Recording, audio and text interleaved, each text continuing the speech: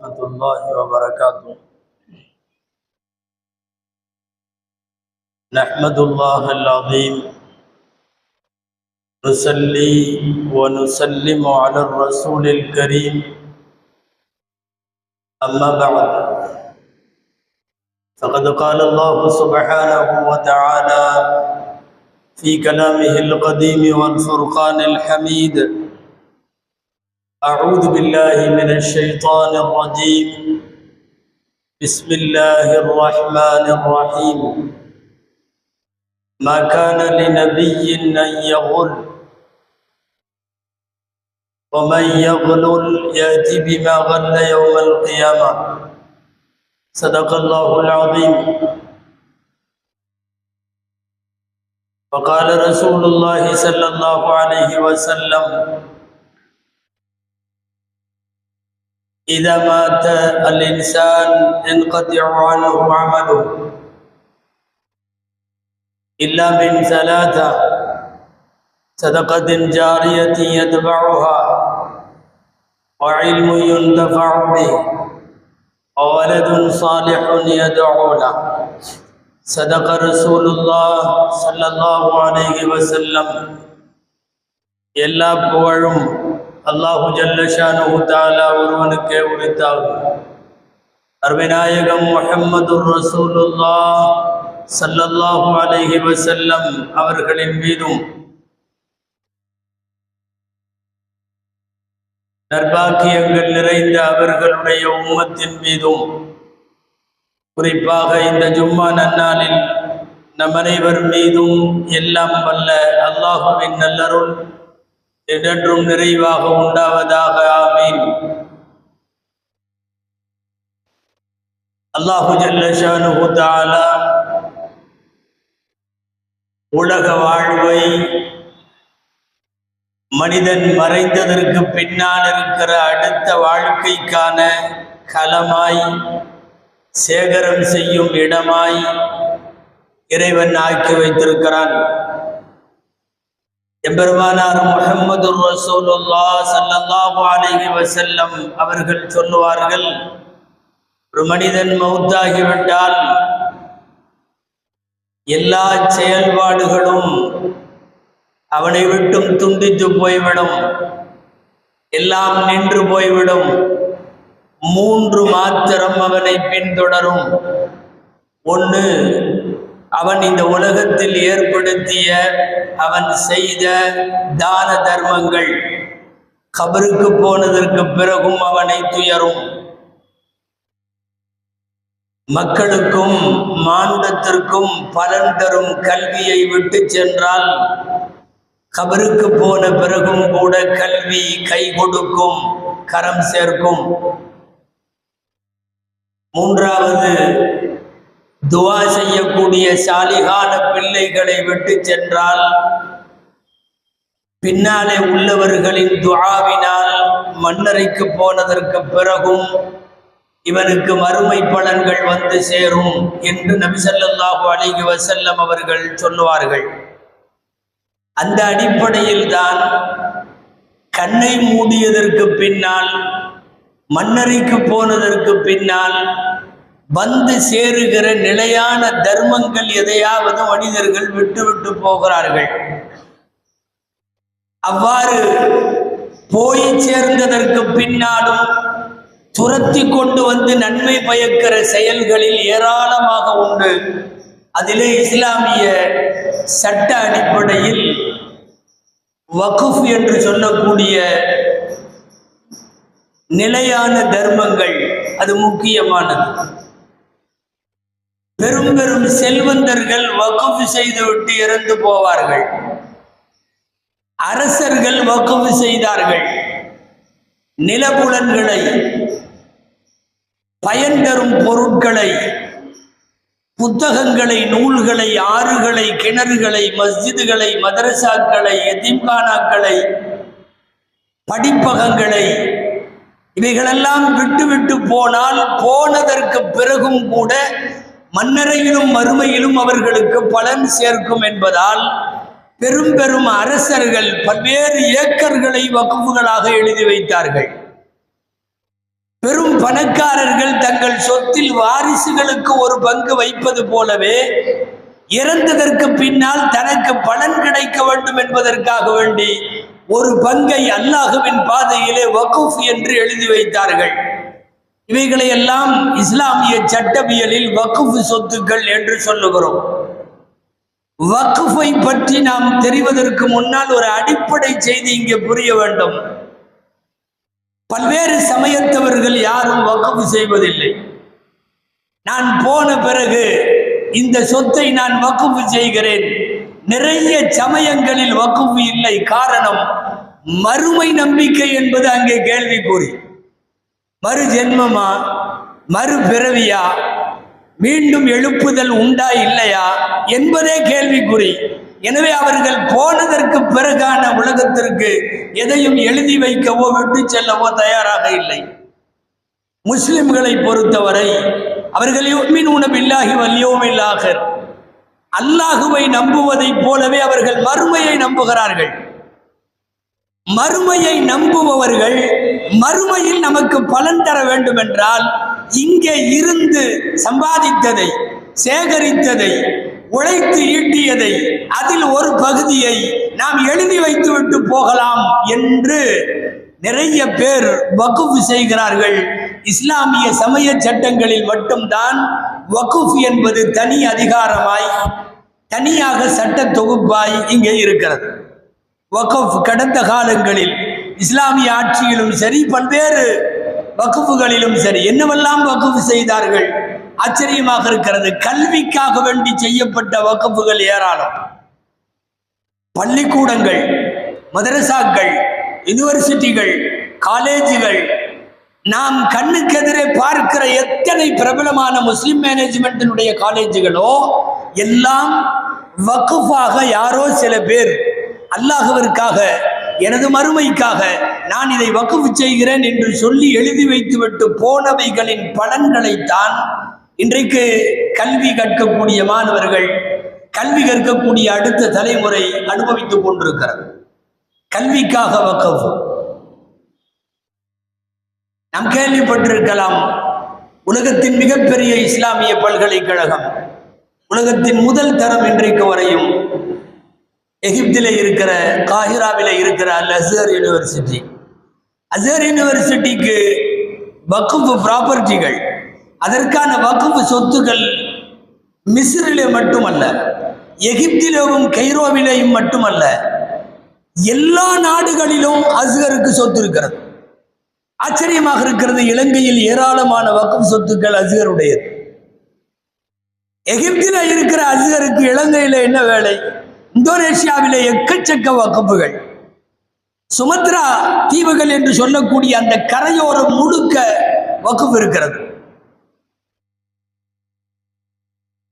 ஆசிய நாடுகளின் ஓர பகுதிகளாக கருதப்படுகிற இலங்கையோ, இந்தோனேஷியாவோ, தாய்லாந்தோ எல்லா பக்கமும் அஸ்ஹருக்கு என் சொத்தை நான் எழுதி வைக்கிறேன். கல்விக்காக வக்ஃப் செய்தவர்கள் நிறைய. கடந்த காலங்களில் கல்விக்கு செய்ததை போலவே பல்வேறு துறை, மருத்துவத்திற்காக என்று சொல்லப்பட்ட வக்ஃபுகள் நிறைய இஸ்லாமிய ஆட்சியிலும் இருந்தது. எனது சொத்தை யார் யாரெல்லாம் மருத்துவம் பார்க்க வசதி இல்லையோ அவர்களுக்கு மருத்துவத்திற்கு பயன்படுத்த வேண்டும் என்று எழுதப்பட்ட வக்ஃபுகள் உண்டு. திருமணம் முடிக்காத குமர்கள், ஆண்களாயினும் பெண்களாயினும், அவர்களின் திருமண செலவுக்காக நான் எனது வக்ஃபை செய்கிறேன் என்று எழுதி வைத்துவிட்டு போன வக்ஃபுகள் நிறைய இருக்கிறது. இதுவெல்லாம் இஸ்லாமிய ஆட்சியில் நடைபெற்ற வக்ஃபுகள். ஏழை எளியவர்களுக்கு தங்கும் மடம் அல்லது சத்திரம் கட்டவும், அவர்களுக்கு உணவு கொடுக்கவும் நான் எனது சொத்தை எழுதி வைக்கிறேன். இப்படி வக்ஃப் செய்தவர்கள் இருந்தார்கள். எந்த அளவிற்கு என்றால் ஆச்சரியமாக இருக்கிறது.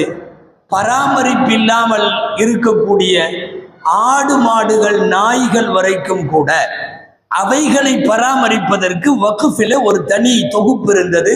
அதிலே நிதி ஒதுக்கப்பட்டு அதிலே பராமரிக்கப்பட்டது. வக்ஃப் என்பது இப்படி முன்னோர்களால் அல்லாஹ்வுக்காக என்று தனது சொத்தில் ஒரு பகுதியை எழுதி வைத்து அதை இறைவனுக்காக கொடுத்து விடுவார்கள். பலமுறை நாம் கேள்விப்பட்டிருக்கலாம். வக்ஃப் என்கிற அரபி வார்த்தைக்கு நிறுத்துதல் என்று பொருள், ஸ்டாப் என்று பொருள். நிறுத்துதல் என்றால் என்ன பொருள்? இனிமேல் அந்த சொத்து தனியார் உபயோகத்திலிருந்து நிறுத்தப்பட்டு அல்லாஹ்வுக்கு சேர்ந்து விட்டது. இனி யாரும் அதை விற்க வாங்க முடியாது. இனி யாரும் அதை தனி உரிமை கொண்டாட முடியாது. யாராவது ஒருவர் ஒரு நிலத்தை ஒரு பள்ளிக்கோ மதரசாவுக்கோ பள்ளிக்கூடத்திற்கோ பல்கலைக்கழகத்திற்கோ எழுதி வைத்து விட்டார் என்று வைத்துக் கொள்வோம். அவரே கூட எழுதி வைத்ததற்கு பிறகு நான் வக்ஃப் செய்து விட்டேன் என்று சொன்னதற்கு பிறகு இது என்னுடையது என்று அவராலையும் சொல்ல முடியாது. காரணம், வக்ஃப் என்றால் நிறுத்துதல். அதாவது உன் அதிகாரத்திலிருந்து, உன் உரிமையில இருந்து, உன்னுடைய ப்ராப்பர்ட்டி என்பதிலே இருந்து ஓனர்ஷிப் என்பது அல்லாஹ்வுக்கு மாறிவிடுகிறது. இனி அந்த ப்ராப்பர்ட்டிக்கு கியாமத்து நாள் வரை ஓனர் என்பது அல்லாஹ் ஒருவன் மட்டும்தான். தனி நபரும் அல்ல, அமைப்பும் அல்ல, அரசும் அதிகாரமும் கூட உரிமை கொண்டாட முடியாது. அதனால்தான் வக்ஃபுக்கென்று நிறைய சட்டங்கள் நமக்கு இருக்கிறது. வக்ஃப் ரொம்ப துல்லியமா இருக்கணும். எனக்கென்று பாத்தியப்பட்டதை நான் அல்லாஹ்விற்கு வக்ஃப் செய்தேன் என்று அந்த வார்த்தை எழுத்தால் அல்லது வாயால் சாட்சிகளோடு சொல்லப்பட வேண்டும். அதுதான் வக்ஃப் ஆகும். மனசுல நினைச்சா வக்ஃப் ஆகாது. ஒரு 2-3 பேத்துக்கு கூட்டா இருக்கிற ஒரு சொத்து தனியாக பிரித்து எழுதப்படாத நிலையில் நான் எனது பங்கை வக்ஃப் செய்கிறேன்னு சொல்ல முடியாது. பிரித்து எழுதப்பட்டு கூட்டு சொத்தாக இருக்கக்கூடாது. வக்ஃபினுடைய ப்ராப்பர்ட்டி தனியாக அவருக்கென்று இருக்கக்கூடிய அவருடைய ஓனர்ஷிப்ல அது இருக்கணும். அப்பதான் அதை வக்ஃப் செய்ய முடியும். வக்ஃபின் சட்டங்களில் இன்னமும் ஆழமாக நிறைய உண்டு. பிரயோஜனம் இல்லாததை வக்ஃப் செய்யக்கூடாது. யாருக்கும் எந்த பிரயோஜனமும் அந்த பொருளால் இல்லை என்று வைத்துக் கொண்டால் அதை வக்ஃப் செய்ய முடியாது. பலன் தருபவற்றை மாத்திரம்தான் வக்ஃப் செய்ய முடியும். ஹராமாக்கப்பட்ட பொருட்களை வக்ஃப் செய்ய முடியாது. மார்க்கம் தடுத்திருக்கிற பொருள், அது மதுவோ வேறு ஏதாவதோ, மார்க்கத்தில் அனுமதி இல்லாத ஒரு பொருளை நான் இதை வக்ஃப் செய்து விட்டேன் என்று ஒருவர் சொல்ல முடியாது. குறிப்பிட்ட காலக்கெடு வைத்து வக்ஃப் செய்ய முடியாது. ஒரு 5 வருஷத்துக்கு இந்த இடத்தை நான் அல்லாஹ்வுக்காக கொடுத்துட்றேன், 5 வருஷத்துக்கு அப்புறம் திரும்ப நான் எடுத்துக்குவேன்னா இதுக்கு பேர் வக்ஃப் அல்ல, வக்ஃபிலே சேராது. ஒன்ஸ் வக்ஃப் இஸ் வக்ஃப், அவ்வளோதான். ஒரு தடவை செஞ்சுட்டா கியாமத்து வரை வக்ஃப். அதில் 2 வருஷத்துக்கு 3 வருஷத்துக்கு 5 வருஷத்துக்கு அல்லது நான் இருக்கிற வரை இறக்கிற வரை அல்லது என் பையன் இருக்கிற வரை இப்படியெல்லாம் காலக்கெடு நிர்ணயித்து ஒரு வக்ஃப் செய்வதற்கு அனுமதி இல்லை. இதுவெல்லாம் வக்ஃபினுடைய சொத்துக்கள் சம்பந்தமாக மார்க்கத்தில் இருக்கிற ஆழமான சட்டங்கள். வக்ஃப் குறித்து முதலாக ஏற்பட்ட வக்ஃபை நாம் பார்க்கிறோம். புகாரி ஷரீஃபில் அது இருக்கிறது. முதலாக இந்த உலகத்தில் அல்லாஹ்வுக்காக என்று பூமியை வக்ஃப் செய்தவர்கள் உமர் ரலியல்லாஹு அன்ஹு. நபி ஸல்லல்லாஹு அலைஹி வஸல்லம் இடத்தில் வந்து ஒரு தடவை சொன்னார்கள், அல்லாஹ்வின் தூதரே, எனக்கு கைபரிலே ஒரு இடம் இருக்கிறது. கைபர்ல என்னுடைய இருக்கிற காசு பணத்திலேயே என் சொத்திலேயே எனக்கு ஆக பிரியமானது அந்த சொத்து தான். எனக்கு அது அவ்வளவு பிடிக்கும், எனக்கு பிரியமான சொத்து. ஃபமா தஅமுருனி பிஹி யா ரசூலல்லாஹ், அல்லாஹ்வின் தூதரே, நான் அதை என்ன செய்யட்டும்னு சொல்லுங்க என்று கேட்டார்கள். எனக்கு ரொம்ப பிடிக்கும் பிரியமானதுன்னு சொல்றாங்க, அதே சமயத்தில் நீங்கள் சொன்னதை செய்கிறேன் என்றும் சொல்லுகிறார்கள். ரசூலுல்லாஹ் ஸல்லல்லாஹு அலைஹி வஸல்லம் உமர் ரலியல்லாஹு அன்ஹுவுக்கு ஆலோசனை கொடுத்தார்கள்.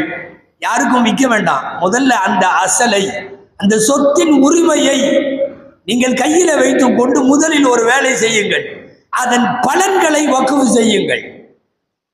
அந்த பூமியில இருந்து விளையும் எல்லாம் எனக்கானதல்ல, அது பொதுமக்களுக்கானது. நான் அல்லாஹ்வுக்காக வக்ஃப் செய்கிறேன். கூடவே நிபந்தனை எழுத சொன்னார்கள், முக்கியமான 3 நிபந்தனை.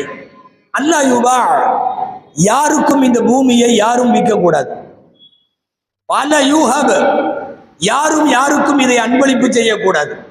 வலா யூரஸ், யாரும் யாருக்கும் இந்த சொத்தை வாரிசாக கருதக்கூடாது. இது யாருக்கும் வாரிசா போய் சேராது. யாருக்கும் இந்த இடத்தை விற்கவும் கூடாது, யாருக்கும் அன்பளிப்பாகவும் கொடுக்க கூடாது. இது சட்டம், அப்படி வைத்துக் கொள்ளுங்கள் என்று உமர் ரலியல்லாஹு அன்ஹு இந்த நிபந்தனைகளை உள்ளடக்கி எழுதி தந்த இந்த வக்ஃப் தான் இஸ்லாமிய வரலாற்றின் முதல் வக்ஃப் என்று சொல்லி இது சஹீஹுல் புகாரியிலே பதிவாக இருக்கக்கூடிய நபிமொழி. இந்த அடிப்படையில் இஸ்லாமிய உம்மத்து உலகம் முழுக்க பல்வேறு நலப்பணிகளுக்காக செலவு செய்கிறது.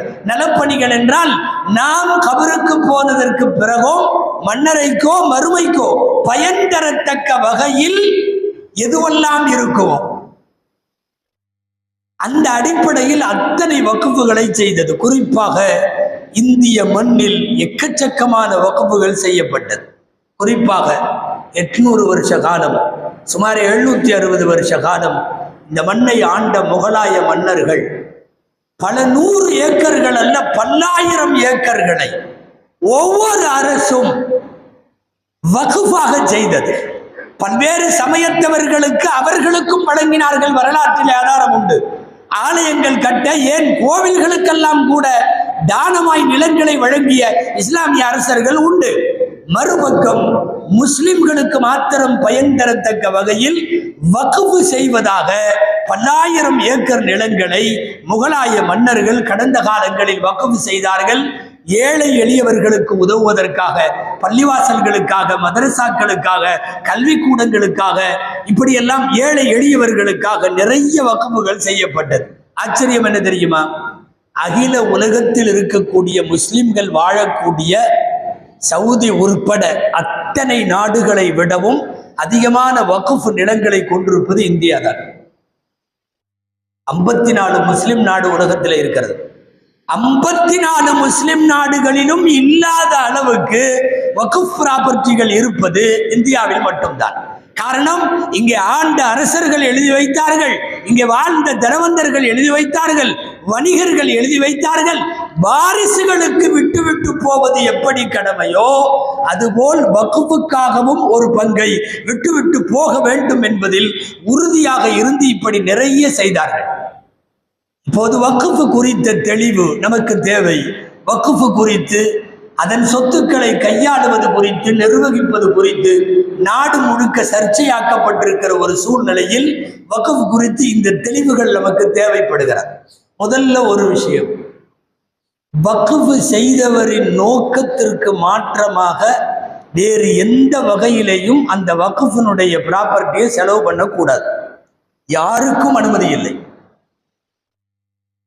ஒட்டுமொத்தமாக வக்ஃப் வாரியத்திற்கும் அனுமதி இல்லை. வக்ஃப் கவுன்சில், ஆல் இந்தியா வக்ஃப் கவுன்சிலுக்கும் அனுமதி இல்லை. ஒரு சொத்தை எழுதி வைப்பது நான் என்றால், நான் எதற்கு எழுதி வைக்கிறேனோ அதற்குத்தான் அது பயன்படுத்தப்பட வேண்டும். உதாரணமாக, ஒரு காலத்தில் யாராவது ஒருவர் ஊர்ல யாராவது ஏழைகளுக்கு ஒரு சத்திரம் கட்டி அதுல 3 வேளை உணவு போடுவதற்காக நான் என் சொத்துல இருந்து இத்தனை லட்சம் அல்லது கோடியை நான் எழுதி வைக்கிறேன் ஒருத்தர் வச்சுட்டு போனா, அதுல இருந்து அந்த சாப்பாடு, அந்த சத்திரம், அதுக்கு மட்டும்தான் செலவழிக்க முடியும். இல்ல சமுதாய நன்மை கருதி நாங்கள் அதுல செலவழிக்கிறோம், செலவழிக்க முடியாது. நிறைய பேர் பள்ளிவாசலுக்கு விளக்கில்லாத காலத்தில், லைட் இல்லாத காலத்தில் பள்ளிவாசலுக்கு விளக்கு எரிவதற்கு எண்ணெய் ஊற்றுவதற்காக வேண்டி அந்த எண்ணெய் செலவுக்கு என் சொத்துல இருந்து இத்தனை ஆயிரம் ரூபாய் எழுதி வைக்கிறேன் என்று ஒருவர் எழுதி வைத்து விட்டு போனால், விளக்கின் எண்ணெய்க்கு மாத்திரம்தான் அது செயல்பட வேண்டுமே தவிர பள்ளிக்கு அதில் பாய் வாங்கி போட முடியாது, செல்லாது. ஒருவர் பாய்க்கு மாத்திரம் என்று எழுதினால் அதற்குத்தான் சொல்லுவார்கள், ஷர்த்துல் வாக்கிஃபி கனஸில் குர்ஆன். வாக்கிஃபுடைய நிபந்தனை என்பது வக்ஃப் செய்பவர் எதற்காக என்று எழுதுகிறாரோ அது குர்ஆன் ஆயத்திற்கு சமமானது. எனவே ஒன்ஸ் வக்ஃப் செய்து விட்டால் அந்த வக்ஃபை மற்றவர்கள் எடுத்து எல்லா இடத்திலேயும் அவரவர்கள் இஷ்டத்திற்கு பிரயோகிக்கலாம் என்பது முடியவே முடியாது. இப்போதுதான் இந்தியாவில் சர்ச்சைக்குள்ளாக இருக்கக்கூடிய வக்ஃப் குறித்து நாம் யோசிக்க வேண்டும். சுதந்திர இந்தியாவில் ஏறத்தாழ 78 வருஷம் எப்போது ஆகியிருக்கிறது. 7 வருஷத்திற்கு பின்னால் 47க்கு பின்னாடி 1954 இந்தியாவிலே இருக்கிற வக்ஃப் சம்பந்தப்பட்ட எல்லா சொத்துக்களையும் கையாளுதல், பராமரித்தல், நிர்வகித்தல் குறித்த தெளிவான ஒரு வரைவு அரசியலமைப்பு சட்டத்தில் இடம்பெறுகிறது 1954. இந்த சட்டத்தின் பிரகாரம் வக்ஃப் நிர்வகிப்பதற்கு ஒரு குழு, ஒவ்வொரு தனித்தனி வக்ஃபுகளையும் பராமரிப்பதற்கு ஒரு ஆள் நியமிக்கப்பட வேண்டும், அவருக்கு முத்தவல்லி என்று பெயர் என்றெல்லாம் அந்த 54 நிபந்தனைகள் பேசுகிறது. ஓரளவு அது போதுமாக இருந்ததை இன்னமும் கொஞ்சம் விரிவுபடுத்தி வக்ஃப் குறித்த நிபந்தனைகளை 1995, ஏறத்தாழ 30 வருஷத்திற்கு முன்னாலே எக்கச்சக்கமான திருத்தங்களோடு ஒரு புதிய வக்ஃபுக்கான அறிக்கை தயாராகிறது. அரசியலமைப்பு சட்டமாக்கப்பட்டு அது இடம்பெறுகிறது. 95 இடம்பெற்ற சட்டத்தினுடைய நன்மைகளில் முக்கியமானது வக்ஃப் வாரியத்திற்கு ஓரளவு அதிகாரத்தை கொடுத்தார்கள். வாரியம் முடிவு செய்யும், எதுவெல்லாம் இஸ்லாமிய சொத்தோ அதை வாரியம் பாதுகாக்கும். ஆக்கிரமிப்பாக இருந்தால், யாராவது எடுத்து வைத்திருந்தால், ஆக்குபைடாக இருந்தால் அதையெல்லாம் வக்ஃப் வாரியம் மீட்கும். வக்ஃபுகளுக்காக நடைபெறுகிற வழக்கை வக்ஃப் வாரியம் அதை செயல்படுத்தும், வழக்காடும், தீர்ப்பு பெறும். எல்லா அதிகாரமும் ஒரு வக்ஃப் போர்டுக்கு கீழே அமைக்கப்பட்டது. இது 1995 வக்ஃப் சட்டங்கள். இப்போ பிரச்சனை இந்தியாவில் என்னவென்றால், 95க்கு பிறகு அதுவும் பத்தாது, இப்ப நாங்க எல்லாத்தையும் மாத்துறோம் என்று சொல்லி பல்வேறு விஷயங்களில் சிறுபான்மையினர் நலன்களை கருத்திலே கொள்ளாதவர்களால் இன்றைக்கு வக்ஃபின் திருத்தங்கள் ஒரு புதிய சட்ட வரைவை தாக்கல் செய்வதற்கு முனைந்திருக்கிறார்கள். அது கூட்டுக்குழுவின் விசாரணைக்கு விடப்பட்டிருக்கிறது. அல்லாஹ் பாதுகாக்க வேண்டும். டோட்டலாக வக்ஃபுக்கென்று இருக்கிற எல்லா சட்டங்களும் அதில் அடி வாங்கிவிடும். புதிதாக பல்வேறு விதமான திருத்தங்கள் என்று சொல்லி அவைகளை, பொதுவாக ஒரு சட்டத்தில் திருத்தம்னா 4 திருத்தம் வரும், 5 திருத்தம் வரும். அதிகபட்சமா 47க்கு பிந்தைய இந்திய அரசியல் வரலாற்றில் திருத்தங்கள் என்று வெளியிடப்பட்டது மீறி போனா ஒரு 10 திருத்தம் வச்சுக்கலாம். வக்ஃப் போர்டில் மட்டும் 40 திருத்தம் இப்போது வேண்டும் என்று அறிக்கை வைத்திருக்கிறார்கள். 40 திருத்தம். 40 திருத்தத்தில் நிறைய வக்ஃப் என்று முஸ்லிம்களுக்கு அவர்களின் நலனிலே அவர்களின் முன்னோர்களால் அவர்களின் கல்வி, வேலை வாய்ப்பு, அவர்களினுடைய இபாதத்து சார்ந்த, ஆன்மீகம் சார்ந்த நலன்களுக்காக எழுதி வைக்கப்பட்டது. இன்றைக்கு அதில் கை வைக்கப்படுவதற்கு இது காரணமாகிவிடுமோ என்கிற அச்சம் இந்தியாவிலே இருக்கிற முஸ்லிம் சமூகத்திற்கு வந்திருக்கிறது. எதனால் இதை எதிர்க்க வேண்டும்? முஸ்லிம்கள் ஏன் எதிர்க்கிறார்கள்? ஒன்றும் இல்லை, ஒரு வக்ஃப் கவுன்சில் ஒட்டு மொத்தமாக வக்ஃபை நிர்வகிப்பது 22 பேர். நாம் கவனிக்க வேண்டும். 22 பேர்ல இப்ப புதுசா வரப்போற சட்டத்தின்படி 10 பேர் தான் முஸ்லிம்கள். 12 பேர் எந்த மதத்தை சார்ந்தவர்களாகவும் இருக்கலாம், எந்த மதத்தை வேணா சாக்கலாம். இந்த 10 கோட்டா கொடுத்திருக்காங்களே முஸ்லிம்களுக்கு, இதுல 2 பேர் லேடி, 2 பெண்கள் இருக்க வேண்டும். அந்த 2 பெண்கள் சமயங்களில் இஸ்லாமிய சட்டம் எங்களை அடிமைப்படுத்துகிறது என்ற மாதிரி சொல்ற பெண்கள் கூட வந்து உட்காந்துடலாம். ஆக 8 தான். 22ல் 8 போய் விடுகிறது என்றால் ஏறத்தாழ மீதி எல்லாமே 14 கிட்டத்தட்ட ஒரு மெஜாரிட்டியாக ஒரு வக்ஃப் விஷயத்தில் ஒன்றை முடிவு செய்தால் அதுதான் முடிவு. 8 முஸ்லிம்களின் குரல்களுக்கு அங்கே வேலை இருக்காது. மெஜாரிட்டி வேறு பக்கம். ஒரு சொத்தை யாராவது ஒருவர் இது வக்ஃப் இல்லை, எங்களோட இதுக்கு சேர்ந்ததுன்னு வந்து சொல்லுகிற போது என்ன முடிவுகளை எடுப்பார்கள் என்கிற ஆபத்து இருக்கிறது. 10 பேர்ல 10 பேர் முஸ்லிம்கள், மீதி 12 பேர் அரசால் நியமனம் செய்யப்படுபவர்கள். ஷரத்திலேயே என்ன வருதுன்னா, புதிய திருத்தத்துல அந்த நியமனமான 12 பேர்ல முஸ்லிம்களும் போடலாம், முஸ்லிம் அல்லாதவர்களும் இருக்கலாம். அதனால் தான் பாராளுமன்றத்தினுடைய விவாதங்களுக்கு இடையிலே நிறைய எதிர்ப்பு கிளம்பி இருக்கிறது.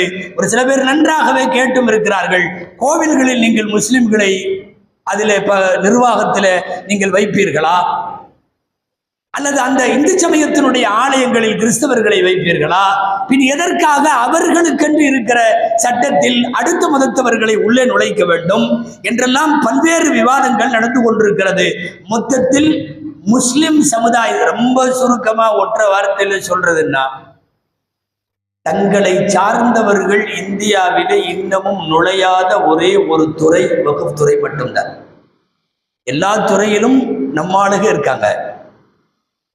எல்லா துறையிலும் இருக்கிறார்கள். ஒண்ணுல நுழைய முடியல, ஒண்ணுல நுழையணும். அதற்கு என்ன செய்யணும்? முஸ்லிம் அல்லாதவர்களும் இருக்கலாம் என்று கொண்டு வரணும். கொண்டு வந்த ஆட்டோமேட்டிக்கா உள்ளே வருபவர்கள் வந்து விடுவார்கள், நடப்பது நடக்கும் என்கிற அடிப்படையில் எல்லாம் இது ஆபத்துகளை தோற்றுவித்து விடுமோ என்கிற பயம் இயற்கையாக ஏற்கனவே பல முறை அடி வாங்கி இருக்கிற முஸ்லிம் சமூகத்திற்கு இந்த பயம் வருவது இயற்கை தான். இதையெல்லாம் விட ஒரு சொத்து இது வக்குஃபா இல்லையா அப்படிங்கிற முடிவு செய்கிற ஃபைனல் டிசைடிங் கடைசி அதிகாரம் மாவட்ட கலெக்டருக்கு கொடுக்கப்படுகிறது. இதுவரைக்கும் அதெல்லாம் இல்லை. இப்ப சொல்லுகிற திருத்தப்படி யாராவது ஒருத்தர் வந்து இந்த இடம் வக்குஃபோடது இல்லை, இது எங்க ஊர்ல உள்ள இதுக்கு சொந்தமானது, அதுக்கு சொந்தமானது அப்படின்னு யாராவது ஒருத்தர் வந்தா விவாதம் எல்லாம் நடக்கும். அது இதெல்லாம் கவுன்சில்ல பேசுவாங்க. இறுதி முடிவெடுக்கிற அதிகாரம் மாவட்ட கலெக்டருக்கு வழங்கப்படுகிறது. யாரோ ஒருத்தர் முஸ்லிம் சமுதாயத்திற்கு எழுதி வைத்து விட்டு போன வக்ஃபை இருக்கிற கலெக்டர் முடிவு செய்கிறார் இது யாருக்கு சொந்தம். இப்படிப்பட்ட ஆபத்துகள் எல்லாம் புதிய திருத்தங்களிலே வருகிறது. அதுவும் குறிப்பாக வக்ஃப் சொத்து குறித்து முடிவெடுக்கிற அதிகாரம் கூட முஸ்லிம்களின் கையில இல்லை என்பதுதான் இதை இன்றைக்கு கடுமையான எதிர்ப்பதற்கும் முஸ்லிம் சமுதாயம் பயப்படுவதற்கும் காரணம். உங்களுக்கெல்லாம் தெரியும், இந்தியாவிலே ஆக அதிகமான சொத்துக்கள் உள்ளது. ஃபர்ஸ்ட் ராணுவம், ஆர்மி, இரண்டாவது ரயில்வே, மூணாவது வக்ஃப். பல கோடி அல்ல, பல 100 கோடி அல்ல, பல 1000 கோடி அல்ல, பல லட்சம் கோடி வக்ஃபுடைய சொத்துக்கள். இந்தியாவில இருக்கிற சொத்து, ஒவ்வொரு சொத்தும் பல ஏக்கர், ஒவ்வொரு சொத்தும் கிராமம் கிராமமா இருக்கும். அப்படிப்பட்ட இந்தியாவினுடைய சொத்துக்கள் 8,65,646 இது கவர்மெண்ட் கெசட்ல இருக்கு. வக்ஃப் சொத்துக்கள் இந்தியாவில இருப்பது 8,65,000. யோசித்தால் இதனுடைய மதிப்பு என்பது பல லட்சம் கோடிகள், பல லட்சம் கோடிகள். இந்த வக்ஃபினுடைய 8,65,000 வக்ஃப் ப்ராப்பர்ட்டிகள்ல தமிழகத்திலே மாத்திரம் 60,273 ப்ராப்பர்ட்டி வக்ஃப் சொத்து. நீங்க சொத்துன்னு ஒவ்வொன்றும் ஏதோ 1 சென்ட் 2 சென்ட்டுங்கிற மாதிரி நினைக்க கூடாது. ஒவ்வொன்றும் பல ஏக்கர்களாக இருக்கும். 60,223 வக்ஃப் ப்ராப்பர்ட்டிகள் தமிழ்நாட்டிலே மட்டும் இருக்கிறது. இதனுடைய மதிப்புகள் எல்லாம் ஏறத்தாழ பல லட்சம் கோடிகள். அது பலருக்கும் கண்ணை உறுத்தத்தானே செய்யும். பல லட்சம் கோடிகள் உள்ள ஒரு துறை, அந்த துறையில நம்முடைய ஆட்கள் உள்ளே இல்லை என்றால் எந்த வருங்காலத்தினுடைய திட்டத்தையும் அவர்களால் சரியாக செய்துவிட முடியும் என்கிற ஒரு பயம், அது நீண்ட கிடப்பிற்கு பின்னால் இப்போது துளிர் விட்டு வந்திருக்கிறது. தாக்கல் செய்து விடுவோம், அதை அமலாக்கி விடுவோம் என்று துடிக்கிறார்கள். இப்போதைக்கு நமக்கான ஒரு சின்ன ஆறுதல், அது விவாதம் பெரிதானதால் ஒரு கூட்டுக்குழுவுக்கு அனுப்பப்பட்டிருக்கிறது.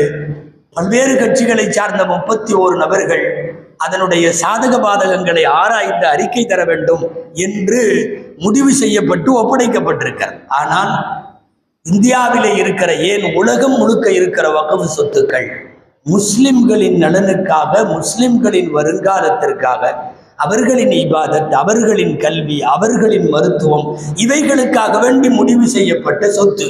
ஒரு முஸ்லிம் தனியார் சட்டத்திலே கை வைப்பதை போல, முஸ்லிம்களின் இபாதத்திலே கை வைப்பதை போலத்தான் வக்ஃபிலே கை வைக்கப்படுவது. முஸ்லிம் சமுதாயம் இந்த விஷயத்தில் தீர்க்கமாக அவர்கள் உறுதியாக இருந்தாக வேண்டும்.